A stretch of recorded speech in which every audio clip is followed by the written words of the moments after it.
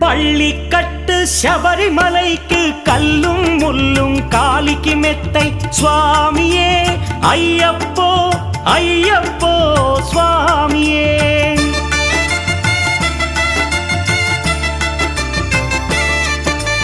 பள்ளிக்கட்டு சபரிமலைக்கு கல்லும் முள்ளும் காலிக்கு மெத்தை சுவாமியே ஐயப்போ ஐயப்போ స్వామియే.